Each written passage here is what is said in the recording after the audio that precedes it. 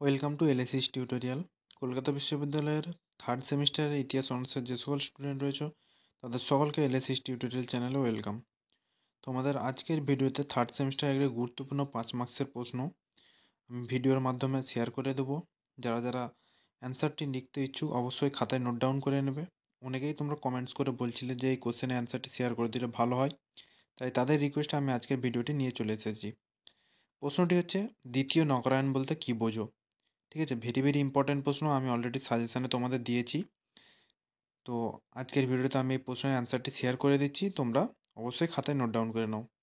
আর বেশি দেরি করছি না, সরাসরি মূল ভিডিওতে আসছি। আরেকবার প্রশ্নটি পড়ছি, তাহলে শোনো। দ্বিতীয় নগরায়ণ বলতে কী বোঝো? ঠিক আছে, তোমাদের 5 মার্কসের প্রশ্ন।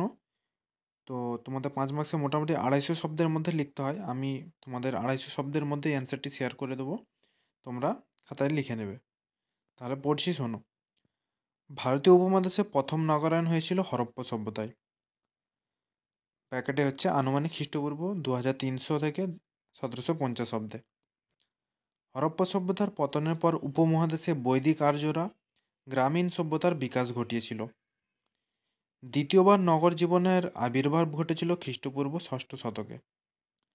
আলোচ্য পর্বে কৃষি, শিল্প ও বাণিজ্যের উল্লেখযোগ্য অগ্রগতি উপমহাদেশে অর্থনীতি তথা নগর জীবনে এক জোয়ার নিয়ে এসেছিল। ঐতিহাসিকরা উপমহাদেশের নগরায়ণের এই ধারাকে দ্বিতীয় নগরায়ণ বলে বিবেচনা করে থাকেন। তারপরে প্যারাটি দেখো কি রয়েছে। সমসাময়িক লিখিত বিবরণ ও প্রত্নতাত্ত্বিক খননের ফলে প্রাপ্ত উপাদানগুলি থেকে আমরা আলোচ্য পর্বের নগরায়ণের নিয়মিত উপস্থিতি লক্ষ্য করি। এখানে একটু বানান মিস্টেক হয়ে গেছে, নগরায়ণের হয়ে গেছে, এটা নগরায়ণ হবে, তোমরা ঠিক করে নিও। ঠিক আছে, তারপরে দেখো কি রয়েছে। পূর্ব 5ম শতকে বৈয়াকরণিক পাণিনির রচনায় গ্রাম ও শহরের স্পষ্ট পার্থক্য লক্ষ্য করা যায়। মহাপরিনির্বাণ সূত্র থেকে জানা যায় বুদ্ধের সময় 60টি নগর ছিল। এগুলির মধ্যে বারাণসী, কৌশাম্বী, চম্পা, শ্রাবন্তী, রাজগৃহ, কুশীনগর ছাড়া বাকিগুলি কোনো না কোনো মহাজনপদের রাজধানী ছিল। একটা কথা বলে দিই, তোমরা অবশ্যই গুরুত্বপূর্ণ জিনিসগুলো তোমাদের কালো কলম বা কিংবা নীল পেন দিয়ে হাইলাইটস করবে, ঠিক আছে, যাতে পরীক্ষকের দৃষ্টিতে আসে সহজেই। আমি যেমন এখানে বারাণসী, কৌশাম্বী এই সমস্ত নগরগুলির নাম হাইলাইটস করে দিয়েছি, তোমরা অবশ্যই হাইলাইটস করবে। এছাড়া তোমরা বিভিন্ন ঐতিহাসিকের নামও হাইলাইট করতে পারো। ঠিক আছে, তারপর প্যারাটি দেখো কি রয়েছে। নগরগুলি গড়ে ওঠার পিছনে কৃষি অর্থনীতির সাফল্য ছিল অপরিহার্য। ডিডি কোশাম্বী ও রামশরণ শর্মা মধ্যগাঙ্গেয় নগরের উদ্ভব ব্যাখ্যা করেছেন।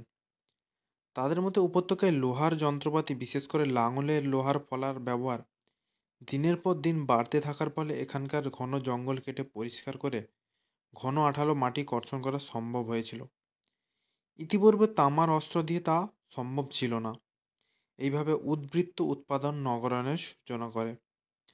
পরের পেরে যাওয়ার আগে বলে দিই, আমি তোমাদের CC3 পেপারের 5 মার্কসের এবং 20 মার্কসের প্রশ্নের অ্যান্সারের সাজেশান শেয়ার করে দিয়েছি। তোমরা এখনও যারা ভিডিও দেখোনি তোমরা অবশ্যই প্লেলিস্ট গিয়ে চেক করে নিতে পারো। তোমাদের যে সাজেশনগুলো দিয়েছি তোমাদের আসন্ন সেমিস্টারের মধ্যে 90% কোশ্চেন তোমরা কমন পেয়ে যাবে। ঠিক আছে, তাই তোমরা সাজেশনগুলো অবশ্যই চেক আউট করে নিও। তারপরে প্যারাটি দেখো কি রয়েছে। বৌদ্ধ নগরগুলির অভ্যন্তরীণ বৈশিষ্ট্যের বিবরণীও আছে। ছোট বড় মাঝারি নির্বিশেষে প্রত্যেক নগরের চারিদিকে বিশাল প্রকার পরিখা থাকত। প্রতি নগরের প্রাসাদ, প্রশস্ত রাস্তাঘাট, ব্যস্ত বিপণী এর লিখিত প্রমাণ পাওয়া যায়। সাহিত্যগত তথ্য থেকে জানা যায় রাজা, অমাত্য, বণিক, কারিগরদের কর্মব্যস্ত জীবনের কথা। তবে নগর জীবনের খুঁটিনাটি বুঝতে হলে প্রথম তাত্ত্বিক সাক্ষ্যের ওপর নির্ভর করতে হয়। এরকম একটি প্রত্নক্ষেত্র হলো গঙ্গা যমুনার অবস্থিত হস্তিনাপুর। ঠিক আছে, তোমরা এখানে গঙ্গা যমুনার তীরে অবস্থিত হস্তিনাপুর করে দেবে, তাহলে ভাষাটা ভালো লাগবে। ঠিক আছে, এখানে মিস্টেক হয়ে গেছে, তোমরা যদি গঙ্গা যমুনার তীরে অবস্থিত হস্তিনাপুর করো ভাষাটি আরও সুন্দর লাগবে। তারপর প্যারাটি দেখো কি রয়েছে। সাধারণত পূর্ব উত্তরপ্রদেশ ও বিহারের সমভূমি সমন্বিত মধ্যগঙ্গা অঞ্চলে এই দ্বিতীয় পর্বের এই নগরায়ণের সূচনা হয়েছিল। উত্তর ভারতের রাজনৈতিক পট পরিবর্তনের সুযোগে দ্বিতীয় পর্বে নগরায়ণের সূচনা হয়েছিল, এই বিষয়ে কোনো সন্দেহ নেই।